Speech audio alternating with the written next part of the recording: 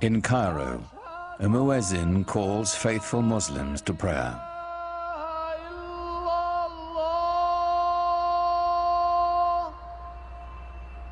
It's the same call that sounds 5 times a day, every day, in cities across the world.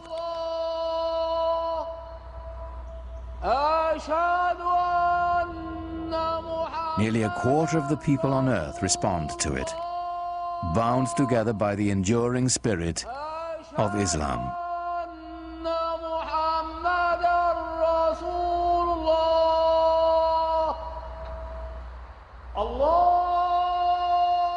God is most great, the muezzin calls. I testify there is no other God but God. I testify Muhammad is the messenger of God.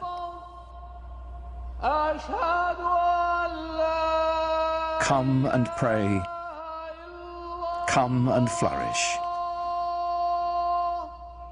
God is most great.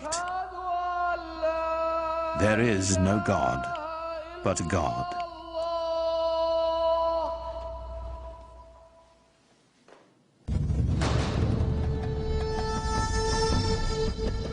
In the unfolding of history, Islamic civilization has been one of humanity's grandest achievements.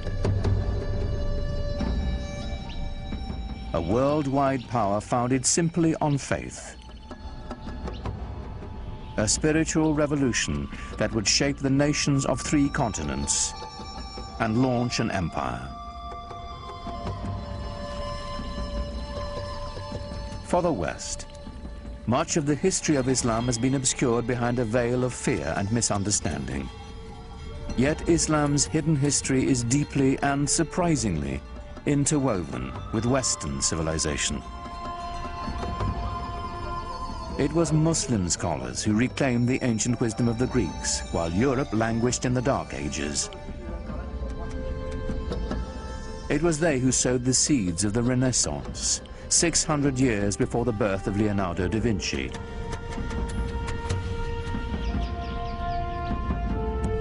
From the way we heal the sick to the numerals we use for counting, cultures across the globe have been shaped by Islamic civilization. But all this began with the life of a single, ordinary man, and the profound message he proclaimed would change the world forever. His name was Muhammad.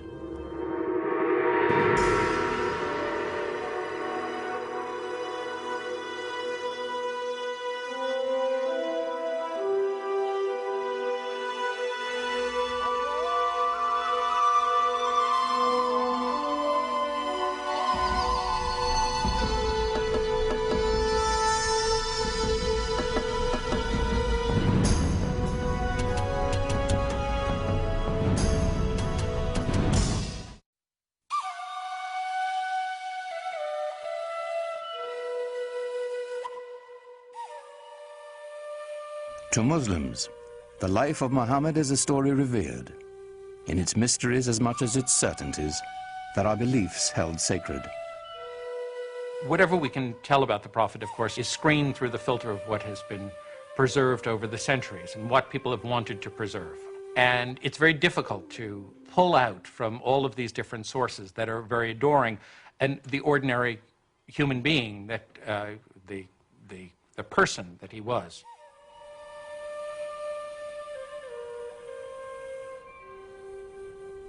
We do know that Muhammad was born in or around 570 AD in the sun-blasted Arabian Peninsula, a land of savage scarcity whose Bedouin tribes were locked in a constant state of tribal war.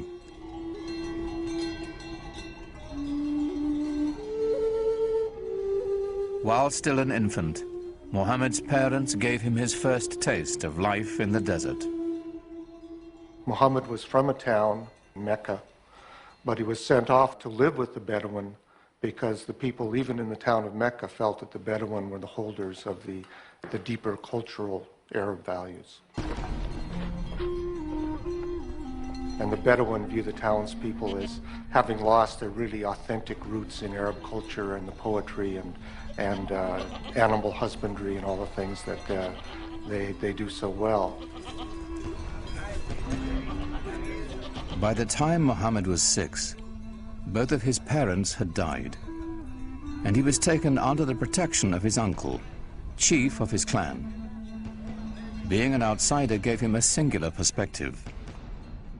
He'd been orphaned early and developed very early on a passionate sense of concern for those who are left out of society.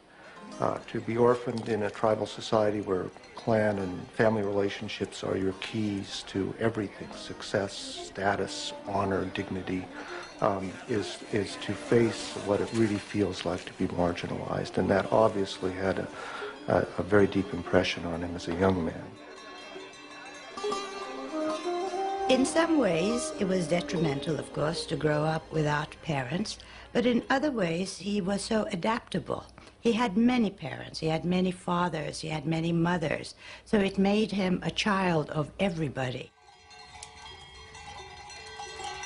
Muhammad's clan, like Arabs all across the Arabian Peninsula, would share the stories that had been told and retold for generations. Pre-Islamic Arabian civilization was largely an oral culture, and was tremendous respect for and admiration for people who could express themselves orally, and especially those who could recite poetry almost at the drop of a hat. Some of the most important people in a tribe were the poets. As they sang of the glory of the tribe, they told the story of the tribe. To the Bedouin, the word had a mystical importance. Poets linked the tribe to its ancestors and celebrated values older than memory. Poetry was the sinew that bound the Bedouin together, celebrating their victories, lamenting their defeats. The poems themselves, like the poems of Homer, both celebrate this great heroic ethos and yet intimate in the deepest way the tragedy that this ethos of constant tribal warfare brings to people. Warfare and conflict were the grim realities of a dangerous time. Muhammad's uncle taught him the skills he'd need to survive in a world where even a prophet would wield a bow and arrow.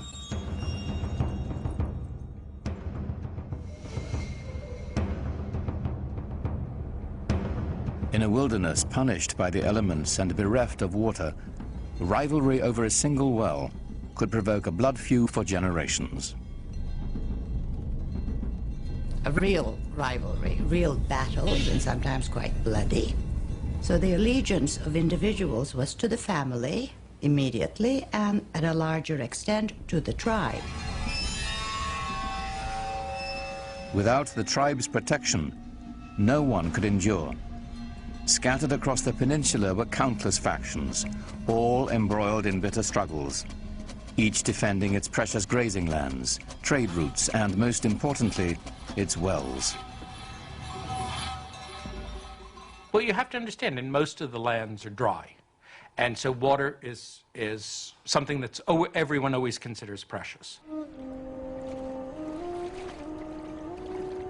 For those of us in climates that are more heavily watered, it's difficult to understand the depth and the centrality of the symbol of water in societies that are desert and in which it only rains once or twice a year, and in which a little water makes the difference between life and death.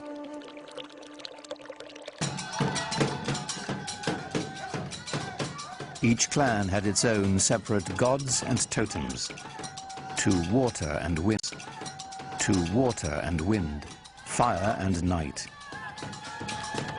They were kept in the caravan town of Mecca, in a shrine of wood, stone, and cloth. It was called the Kaaba, the Arabic word for cube. Pre-Islamic Arabs worshipped a number of spirits, and they were generally nature-oriented spirits, sometimes associated with natural features like trees or rocks or springs. And the Kaaba in Mecca was one of a number of these sanctuaries centered around a particular cluster of deities. It was said the Hebrew patriarch Abraham himself built the Kaaba centuries before, and that a sacred black stone it held within had fallen from the sky. In these turbulent times, the Kaaba provided a rare place of peace. Only here would the Bedouins submit to a temporary truce before returning to their conflicts of the open sands. There was this one place in the middle, around the Kaaba, which was, from even pre-Islamic times, was a place of a sacred enclosure where all people had to put down their arms. And this, of course, facilitated trading because it meant that you couldn't carry on your feuds when you were doing your buying and selling. The spiritual and economic importance of the Kaaba in Mecca are pretty hard to separate as far as the pre-Islamic Arabs are concerned.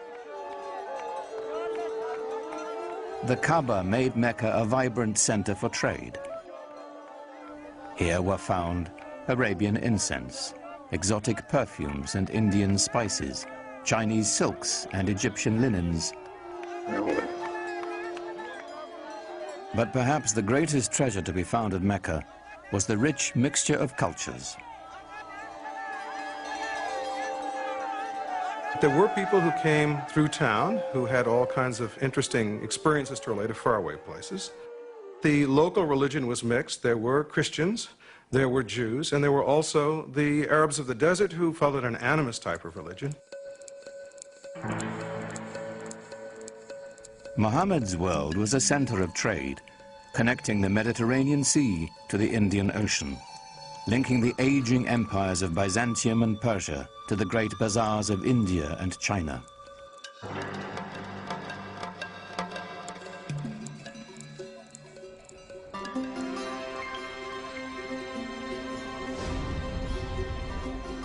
Muhammad became a merchant. In fact, he had a great flair for trade.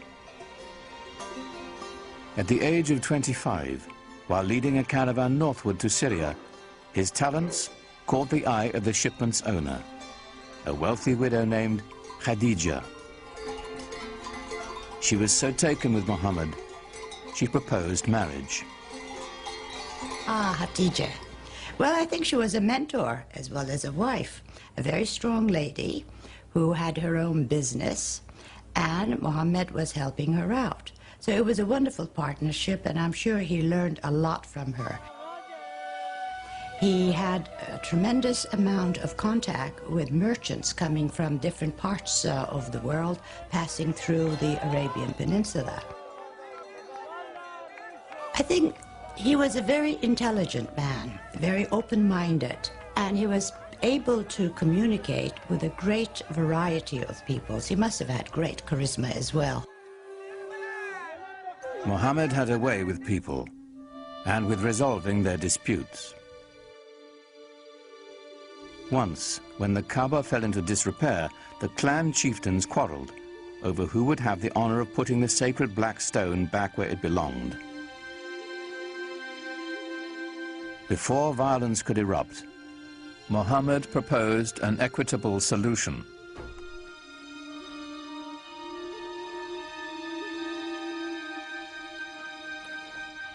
United in the effort, the four leaders shared the weight and the honor. In gratitude, they invited Muhammad himself to replace the sacred stone.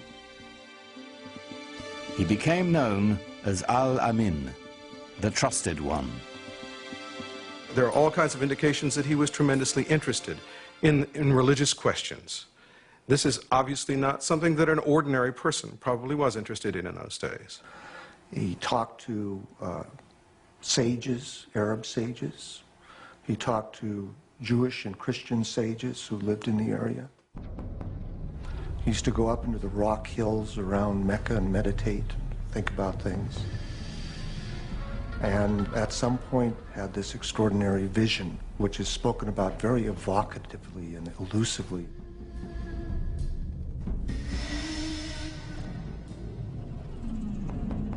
In a cave above Mecca, Muhammad had an experience that would be the defining moment of his life. An angel was said to appear before him in the form of a man, instructing him to recite in the name of God, the Almighty. For Muhammad, it was an encounter as profound as it was deeply disturbing. You get a sense of what it would be like to be a normal person in society, perhaps unusual in the sense of your intensity for things like social justice and finding out what the meaning of life is, but not being endowed with anything that would seem miraculous by your friends. And all of a sudden having this voice come to you and then come out of you as you speak it and recite it to other people. And that is the beginning of the prophetic career of Muhammad.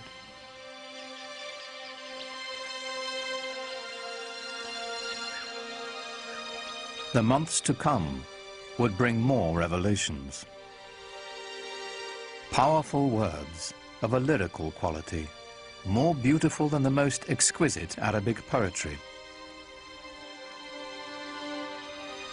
Above all, Muhammad was to bear one message to his people, a simple yet radical proclamation, that there is only one God. The central tenet of Islam is the oneness, the indivisible unity of God. Not something that is simply that one pays lip service to, but something that is absolutely the most important concept. Divine unity is more than saying there's only one God and there aren't other deities. It's only thinking about one thing. So to be thinking about possessions, to be thinking about status, to be thinking about power are all intellectual idols.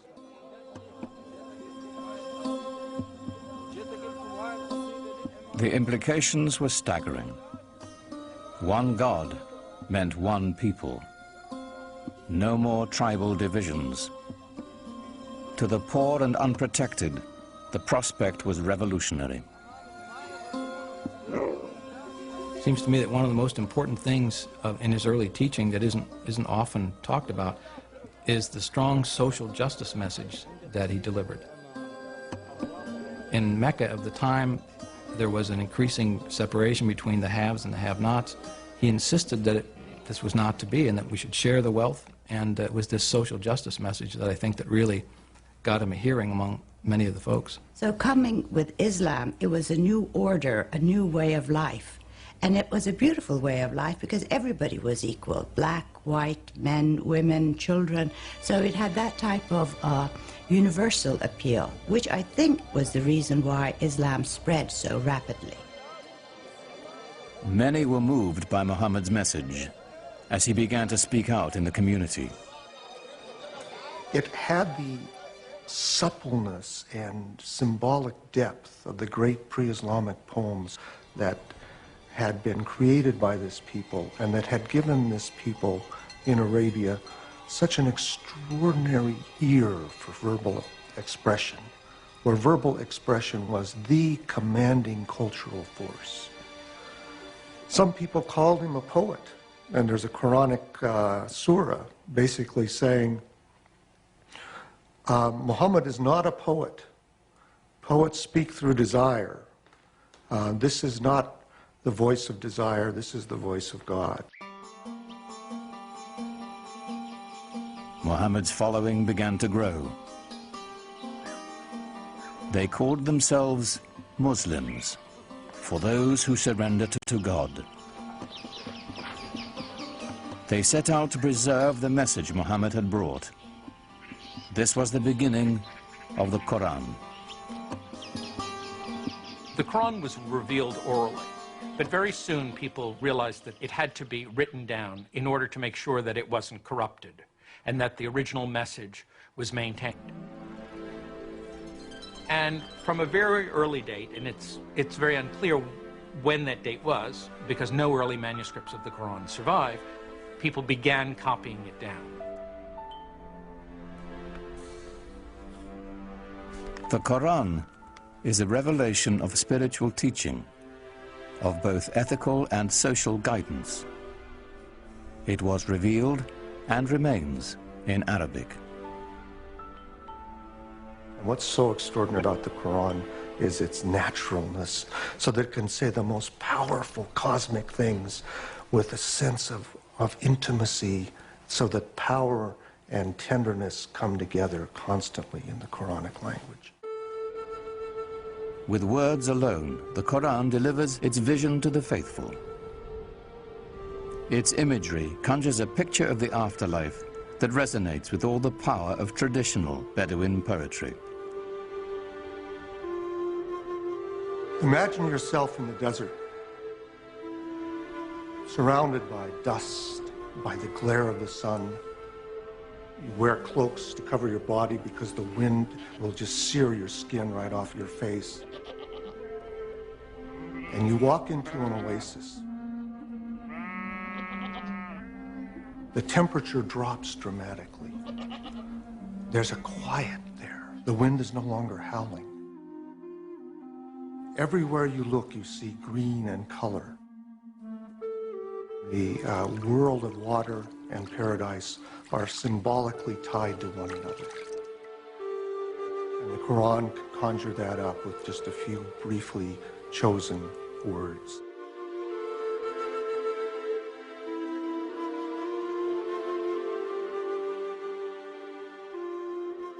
Yet for all the imagery of paradise in the Quran, there was no easy description of God.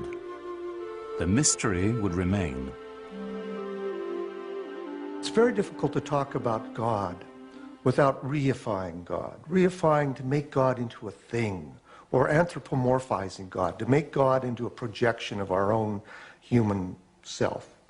And that's why Muslims don't like sculpture, for example, traditionally, because they believe that there's that danger. And the Quran avoids that by constantly shifting the pronouns, so we can't really reify God and get an image, a physical image of God. Rather than a physical image of God or of Muhammad, it is the beauty of the Quran itself that is celebrated in Islam. Islam developed in this context where pictures were not favored.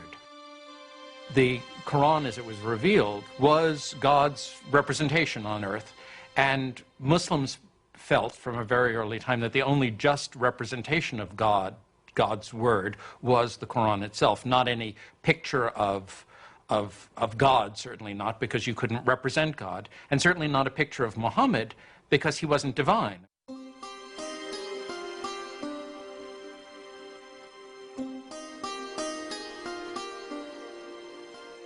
At certain times and places, people did make images of the Prophet Muhammad, but these are not religious images. These are not images meant to be worshipped. They're not images of a saint or of God.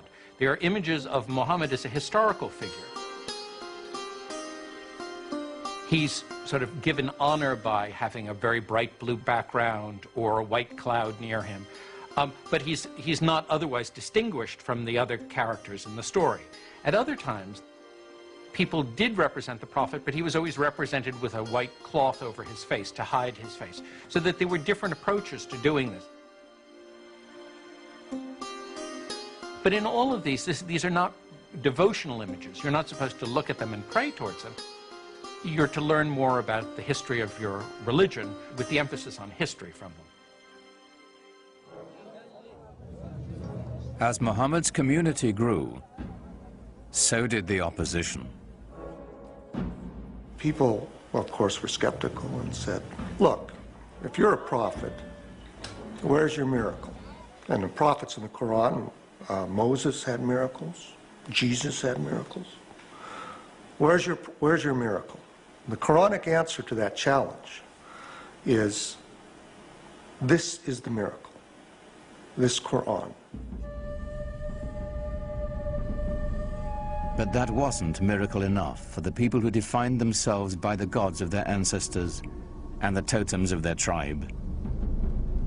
Their doubts increased. The idea of life after death appalled them. So the Quran presents people as really being skeptical. You mean to tell me that after I die and my body has gone back to the elements and I've been putrefied, that I'm going to be put back together again and brought back to life? That, of any of the messages in the Quran, that struck the people of Arabia as being the most hard to believe. Muhammad also spoke of eternal damnation for the unjust. He used the language of apocalyptic imagery, talking about the signs of the ends of time, when the mountains crumble, when the skies are rolled up like scrolls. Then you will know what responsibility you bear for your actions. There are references to those who are unjust going to the fire. To the non-believers, the divine reckoning Muhammad invoked was an outrage. His dismantling of their heritage and customs deeply unsettling. It was a threat in several ways, to their social order, to their age-old traditions, and an economic threat because of the importance of the pilgrimage shrine of the Kaaba in Mecca. As Muhammad's following increased, the social fabric of the caravan city began to unravel. Business suffered as pilgrims and traders, worried for their safety, left town. The tribal leaders decided Muhammad and his message must be removed permanently. They didn't want him taking over. They didn't want him horning in on their control of the city. They made things very difficult for him, perhaps even plotted his assassination. They tried to keep him away from the Kaaba. They did everything they could to try to run him out of town. They demanded that Muhammad's uncle remove his clan's protection from the Prophet, which would clear the way for his murder without the threat of retribution. But his uncle refused. The battle lines were drawn. Nothing short of tribal war would settle the conflict now. Muhammad is clearly asked to do extraordinary things, to tell the Bedouin to give up many of their notions of multiple gods, to give up their attachment to their ancestors and their tribal warfare in the way they had, things that could and did make him the object of scorn, persecution, and an attack.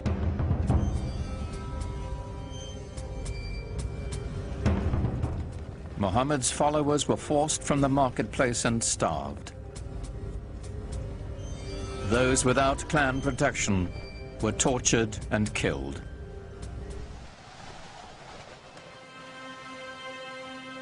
In 619 AD, Muhammad's wife, Khadija, died, and his uncle as well. Gone were his first great love and his only protector.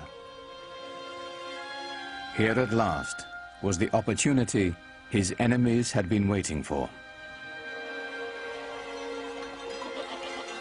But in the lush oasis town of Yathrib, north of Mecca, a refuge opened to Muhammad and his people. Clan rivalries had become deadly in the town, and they desperately needed a peacemaker. They had heard that Muhammad was a very trustworthy man. They heard that he had great arbitration skills, and they thought, let's see if we can't get him up here and help us out. So they invited him.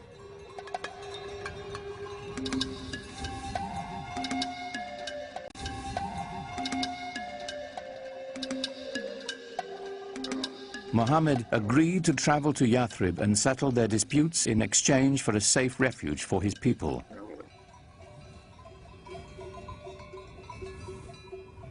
For Muhammad's followers, Leaving the place of their ancestors, their families and tribes, was the ultimate test of devotion.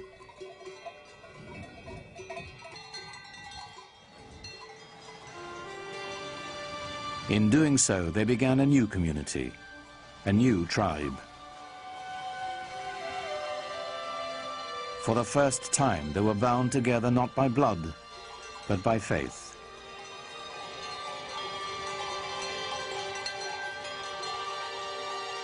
In the course of a single caravan journey, Islam marks its true beginnings.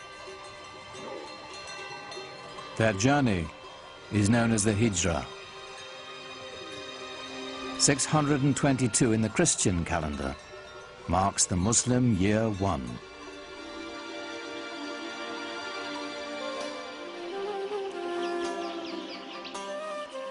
Muhammad's goal among the people of Yathrib was the same as his larger mission, to bring unity and peace with his message. He was asked to be a Solomonic figure, to mediate tensions between tribes that seemed intractable. As his work succeeded, the town would become known as the City of the Prophet, Medina. Muhammad's great task in Medina was to try and bring together these various groups and to try and forge a community of believers in a way that would bring people together in a sort of harmony. To the divided clans of Medina, Muhammad offered a vision of solidarity. But even as he spread the word of Islam, he didn't challenge the beliefs of other faiths. Islam sees itself in relationship to the earlier revealed religions of Judaism and Christianity and treats them as people of the book. It believes that God had revealed himself, his word, to mankind many times, to Moses, to Jesus, for example, but each time people went astray.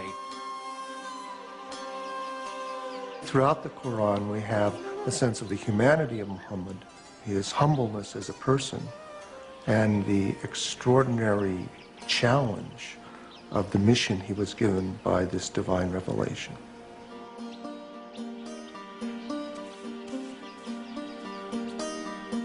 As the Muslim community grew in Medina, a life of simple devotion and ritual developed. A freed Abyssinian slave named Bilal was the first to call believers to prayer at Muhammad's house. Allahu Akbar! Allahu Akbar! It was the first mosque. Allahu Akbar! Allahu Akbar! Ashhadu an la ilaha illallah. The call to prayer has within it the first Islamic pillar, which is the affirmation of God's unity. La ilaha illallah, that beautiful phrase which many Muslims chant over and over in their mind or vocally to constantly remind themselves of the unity of God and unity of what we should focus on in our life.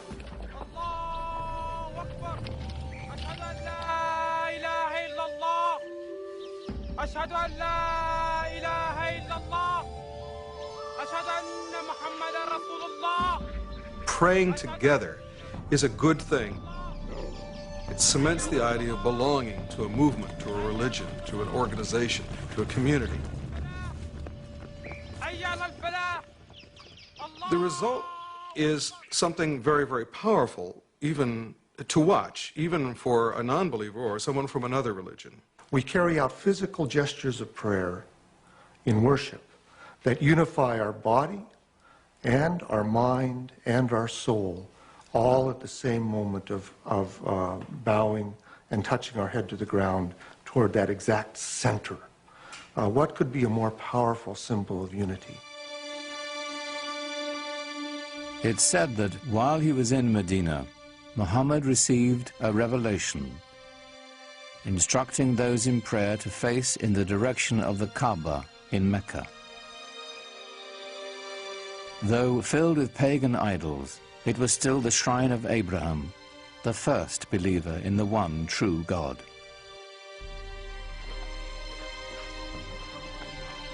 But even as the Muslims were praying toward Mecca, their enemies there were rallying in force.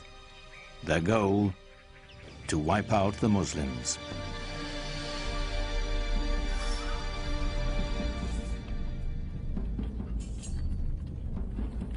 Muhammad's people began to gather arms.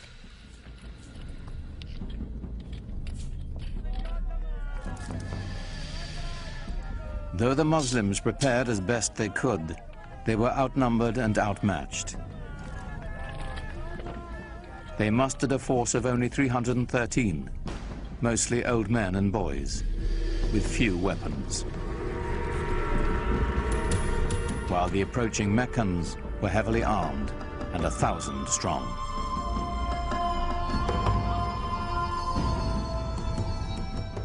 For years, Muhammad had tried to bring Islam to the people of Mecca peacefully.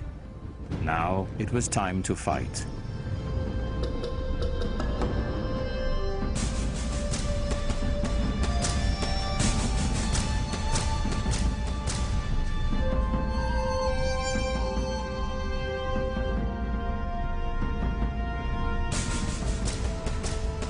The Muslims faced their own tribes, brother fighting brother, son against father. Yet they came armed with a powerful weapon, a passionate belief in their faith. Muhammad's troops fought with every confidence that God's will was guiding them.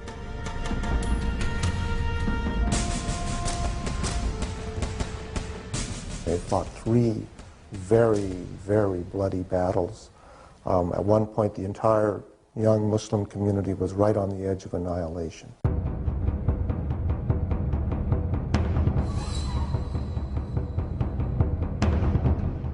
For 3 years, the Muslim army held out against staggering odds.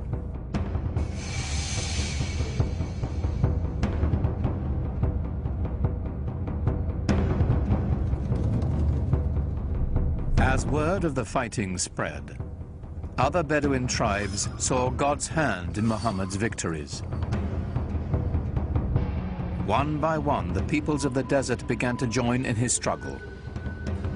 The Muslim army grew, and the tide began to turn.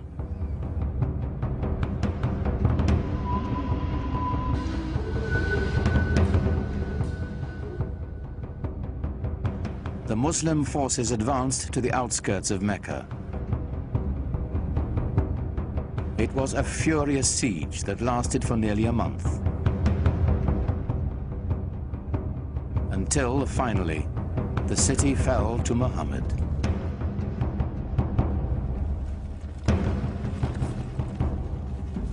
In 630 AD, the terrified people of Mecca braced for the onslaught.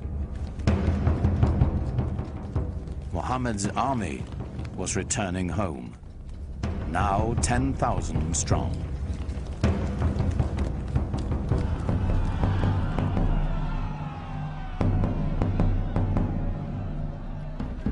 The vanquished knew the terrible fate that awaited them.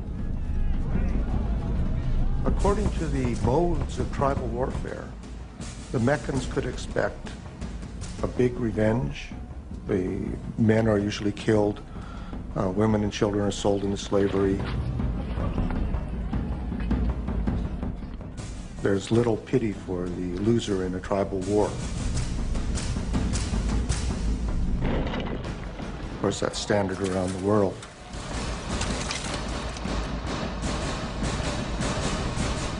But Muhammad had a surprise in store for the fallen city. When Muhammad came into Mecca, and not only did not carry out a bloody revenge, but actually embraced the very Meccans who had fought him for 3 years and attempted to annihilate him. Very Meccans who had fought him for 3 years and attempted to annihilate him. It was very shocking to the people in his milieu. So within the very founding of a religion, one finds episodes of great generosity, often extraordinary acts of kindness and mercy. But not all of Mecca escaped Muhammad's wrath. Flush with victory, his troops marched straight to the Kaaba. 7 times they circled the shrine, as those who had come to seek its protection appealed to their idols.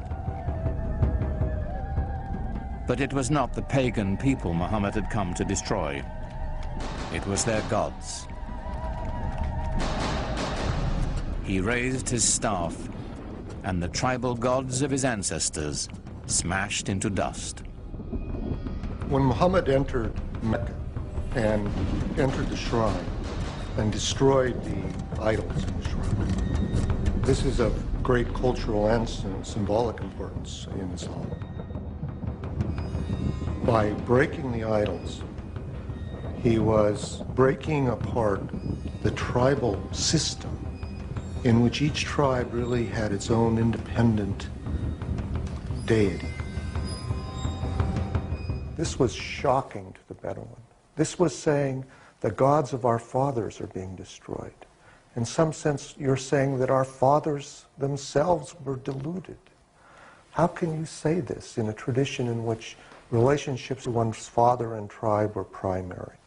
So this act of iconoclasm then is seen as an act of prophetic violence that has just as much importance in Islamic tradition as Moses' breaking of the tablets when he saw the idolatry at Mount Sinai, or Jesus' casting the money sellers out of the temple.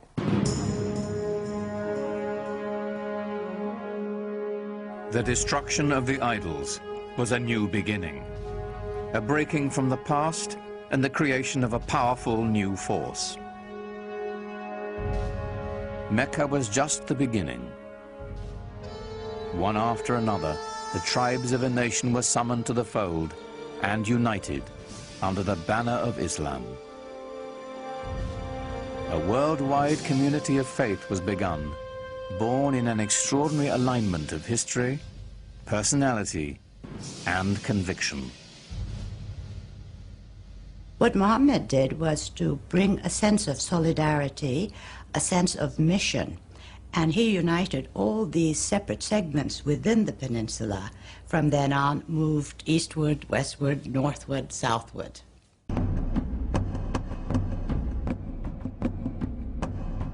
The Muslims turned to the north, swept into present-day Lebanon and Syria.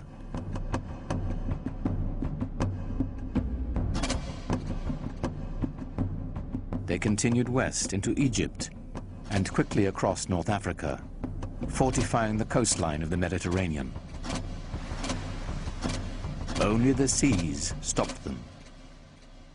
Its growth was so explosive from 622, the year 1 of the Islamic calendar. Within 50 years, people whose father had been camel herders were now governing one of the major empires in world history. Within 200 years, it extended from Spain to China. The Muslims absorbed the Sasanian Empire of Iran and 2/3 of the Christian Byzantine Empire. By now, the empire was larger than Rome. It stretched from Morocco in the west to the Indus River in the east, where the border of India is today.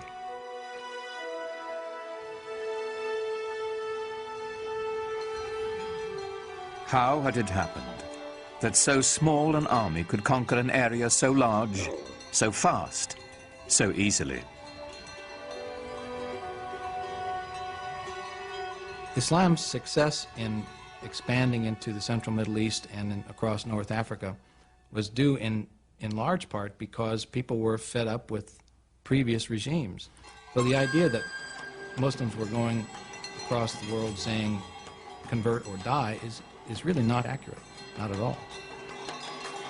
That it didn't have a heavy hand. They didn't rule with a heavy hand. They allowed the conquered peoples to maintain their administrative structures. They allowed the Christians and the Jews to maintain their religious law and to be governed by them.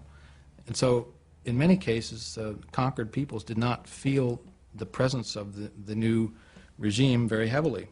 Certainly for individuals who felt themselves exploited or downtrodden by an oppressive and even sometimes parasitic priesthood, the idea of Islam being a religion essentially free from clergy must have seemed very attractive. It's the times that creates the movement and sometimes the men. The Roman Empire had collapsed, the Byzantine Empire wasn't strong enough. There was a need for a new vision, a new way of looking into life. And I think what happened at that time, Muhammad's mission, filled the void that the societies wanted. They really wanted some sort of solidarity in their lives. The lessons of the Quran, so successful for the Muslims in Medina and Mecca, were playing out on a global scale. As the conquest swept through Syria, the Muslims held their Friday prayers in the Church of St. John the Baptist in Damascus, allowing its Christian congregation to continue their services on Sunday.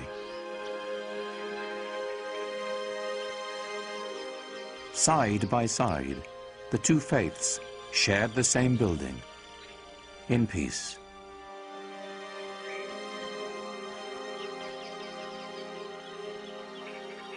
As the Muslim community grew, they bought the old church from the Christian congregation and built a huge mosque on the site.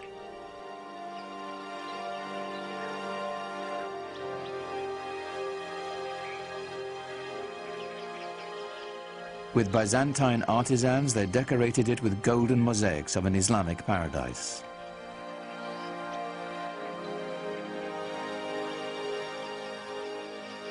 The Great Mosque of Damascus would become a model for new mosques to come, all across the empire.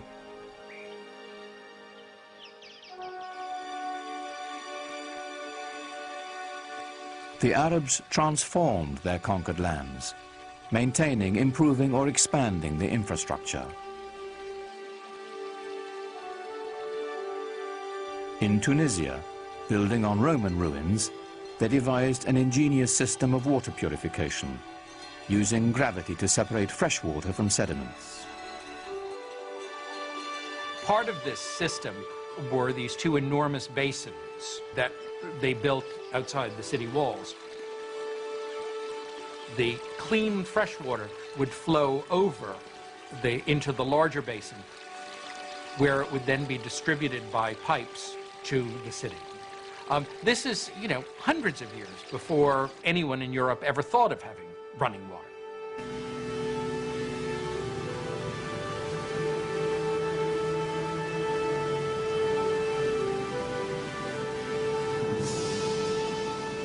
All over you find schemes for bringing water from the mountains where there was more water to the plains where there might be less water.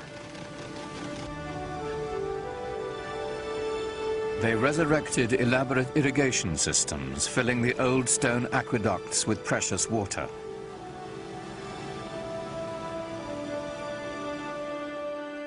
Agriculture flourished as life-giving staples like wheat were introduced to the Mediterranean region.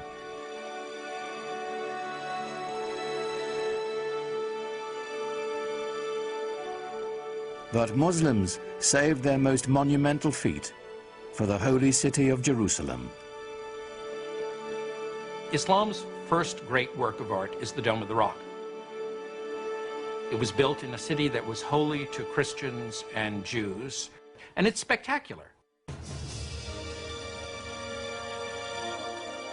Like Mecca and the Kaaba, the significance of this holy site goes back to Abraham.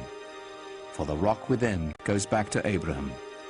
For the rock within is said to be the place he nearly sacrificed his son. It was built to rival the nearby Church of the Holy Sepulchre, where Jesus was said to have been buried. What's extraordinary about the Dome of the Rock is how perfect it is. People revered this site as some place that was holy to Abraham and to Isaac. Imagine, if you will, these new guys coming in and taking over this piece of prime real estate and building a new building for a new religion that sits on top of a mountain and sparkles and glitters in the sunlight for everyone to see. This is not something that a fly-by-night. This is something big and important. Islam has come to stay. In just 100 years, Muhammad's vision had transformed the spiritual and political map of the world, and his followers had established an empire larger than Rome. But Muhammad never lived to see it. In the 11th year of the Islamic calendar, 632 AD, only 2 years after the taking of Mecca, Muhammad died.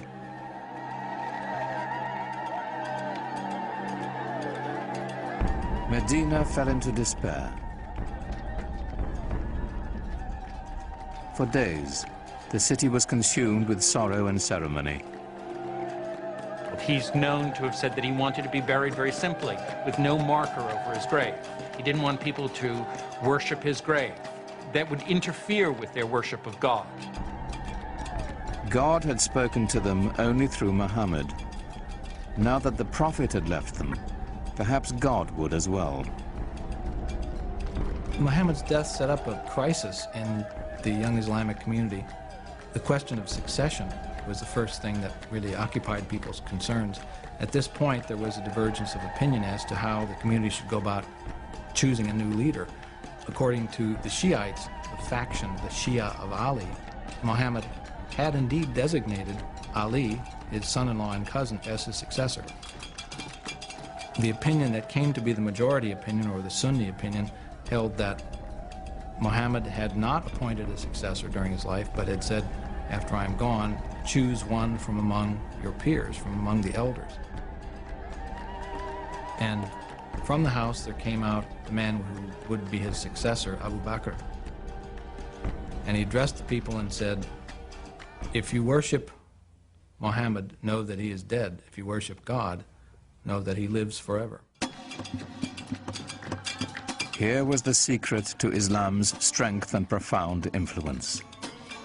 The unifying power of one God, merciful and compassionate, the power of one people, bound by a common faith.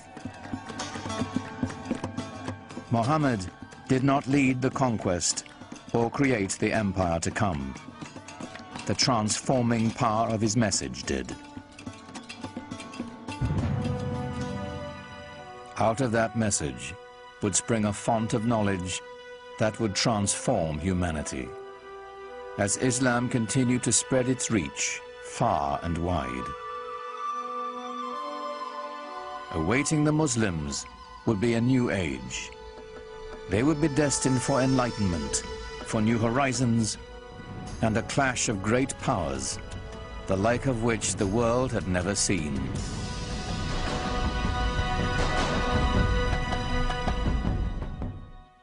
During the 7th and 8th centuries AD, a powerful new faith was about to change the world, the faith of Islam. Its followers launched a conquest not only by the sword, but with the power of ideas. 200 years after the death of Muhammad, his message and the new Arab empire were transforming 3 continents. Now comes a new empire, a political new configuration, driven by a religious, newly defined civilization. This new civilization expanding beyond its own dreams within a period of very short time. Literally, the largest empire civilization had ever known.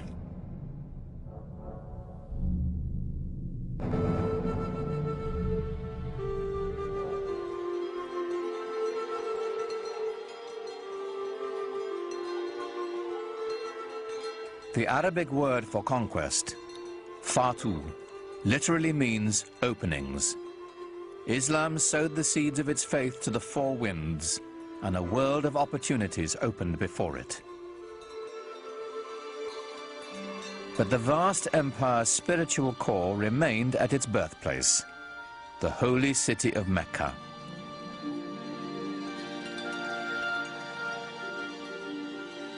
From every corner of the Muslim world, the faithful embarked on the traditional journey to Mecca, a sacred pilgrimage known as the Hajj. The pilgrimage became a central devotional and ritual feature in Islamic life.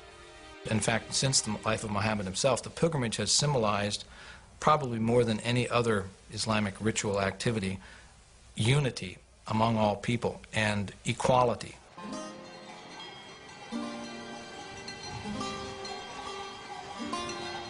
The Hajj set humanity in motion. For the first time since the reign of Alexander the Great, cultures and caravans now flowed freely. Borders closed for 1,000 years opened. Both ideas and goods went back and forth over incredible distances. Since every Muslim is enjoined once in his life to visit Mecca, it means that there were caravans carrying goods and pilgrims and ideas and people. And they all met together in Mecca once a year, and then things would radiate back home. So if there was an invention that was discovered in Samarkand, it could be within the year that it would be known in Cordova. Where pilgrims trod, traders soon followed. Muhammad himself had been a man of commerce, and now the spread of his message brought with it the spread of trade and the Islamic way of life. Trade was incredibly important in the Islamic world simply because of its geographical position. It was, and still is, between West, what we call the West, and what people always called the East. So it was a natural land bridge connecting China to Europe.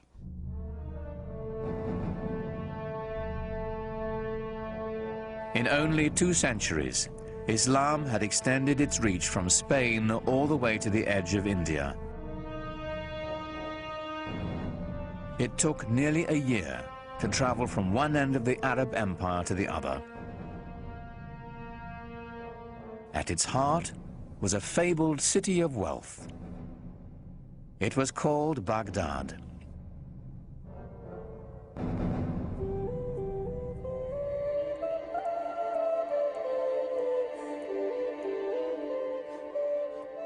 The palaces of ancient Baghdad have been lost over the centuries, but in its glory, it rivaled ancient Athens or Rome. It was a magnificent architectural achievement, the pride of Islam in a new age. One visitor left this account. All the exquisite neighborhoods covered with parks, gardens, villas, and beautiful promenades are filled with bazaars and finely built mosques and baths. They stretch for miles on both sides of the glittering river. But what made this the greatest city of its time was more than just what met the eye. It was the company it kept. Scholars made Baghdad the jewel of the world. Certainly from the 8th century on, Baghdad was the center of learning in the Islamic world, and all major innovations either came from Baghdad or quickly came to Baghdad because the best people came to Baghdad, the best thinkers, the best philosophers, the best artists. They came in search of answers to pragmatic questions. The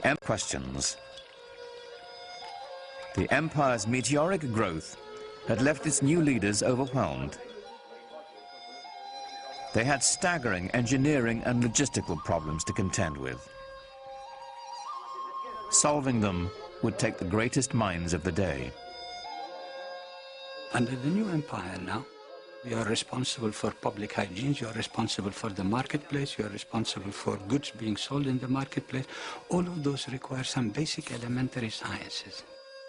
This new civilization, having a need for science, really stems from the need to run that empire. The best minds rose to the call. The finest were welcomed at a center of scholarship, Baghdad's renowned House of Wisdom. It was a magnet for scholars and intellectuals who came and worked in the academies. There were public libraries associated with the palace, and scholars came from all over the empire. And there were scholars from Iran, there were scholars from Byzantium who came. Some were Christians, some were Muslims, some were Jews. And all of these different sort of threads of human knowledge came together in the city of Baghdad. So the net effect of this is that you've got human individuals from radically different cultural traditions being thrown into the same crucible. The challenge that greeted these scholars was daunting. The great works of the ancients had to be transformed into a wholly new body of knowledge.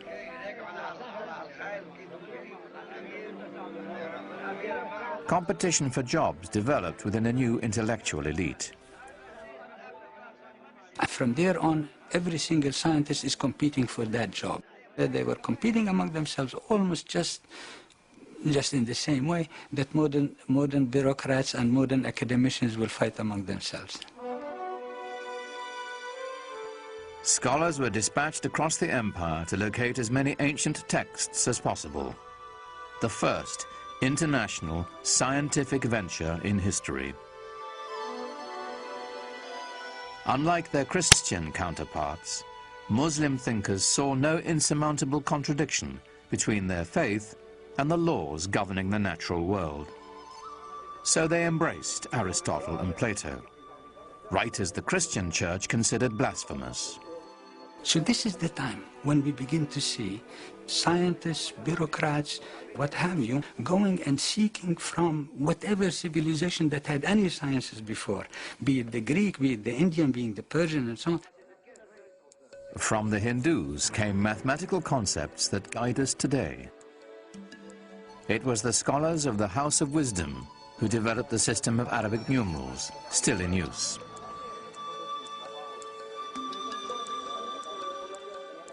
It is they who translated and transformed the writings of the Greeks and made a gift of them to the modern Western world.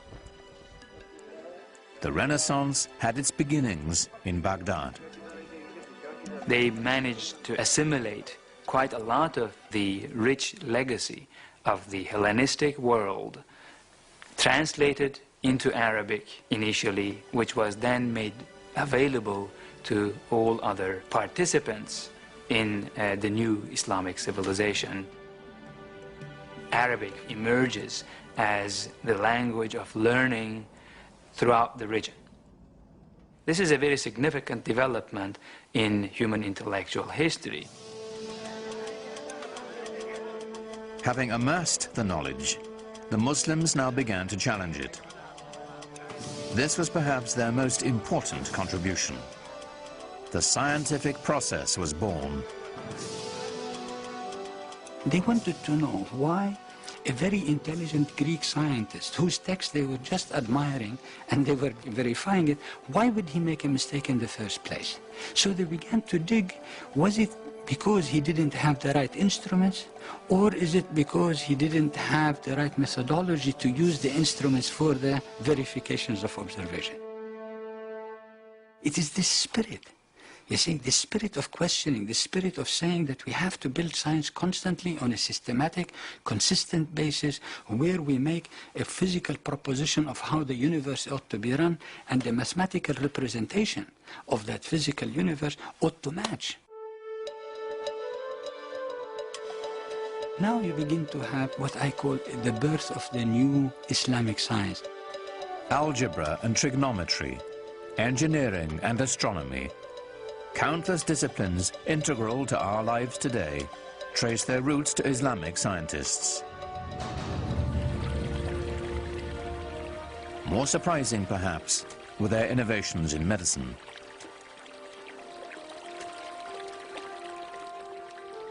At a time when Europeans were praying to the bones of their saints to cure their illnesses, Muslim physicians developed an innovative theory that disease was transmitted through tiny airborne organisms, the precursor to the study of germs.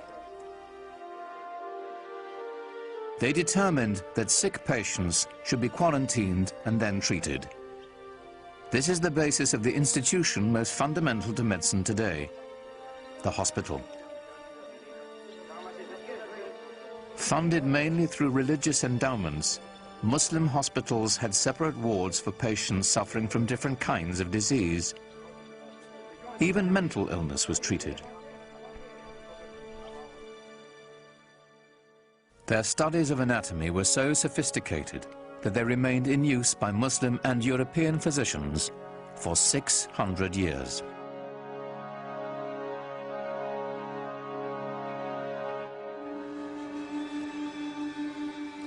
Muslim scientists were especially intrigued by light, lenses, and the physiology of the human eye. The father of optics was a Muslim named Ibn al-Haytham. His work with lenses eventually led to the invention of the modern camera. He produced the first treatise that ventured to explain how the eye actually sees.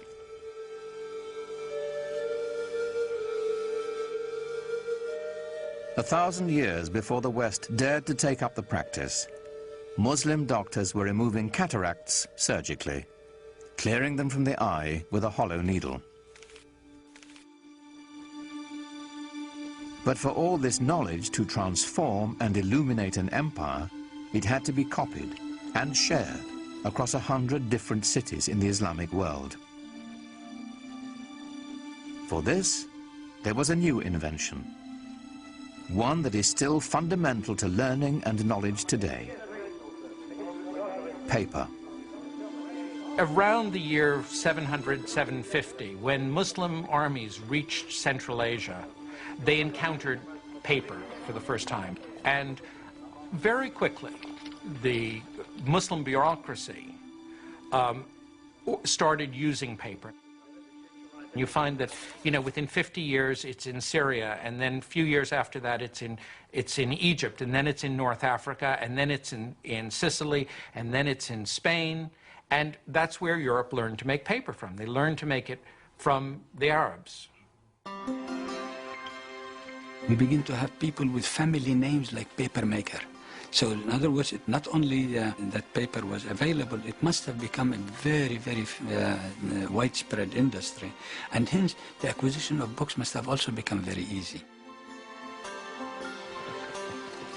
With the wide use of books and paper, hundreds of scribes, some of whom were women, were kept busy transcribing the translations and new writings of the Baghdad scholars.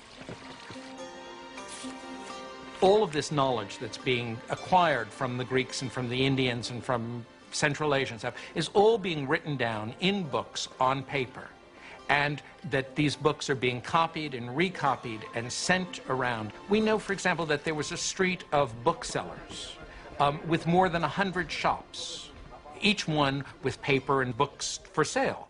And this is a time when, in Europe, a monastery would be lucky if it had 5 or 10 books. While the monks of the West were hoarding their wisdom on scraps of expensive parchment, paper enabled Islamic civilization to spread its newfound knowledge far and wide, creating a single community linking 3 continents. So the chief distinction, therefore, of Islamic civilization, in addition to the fact that it made new leaps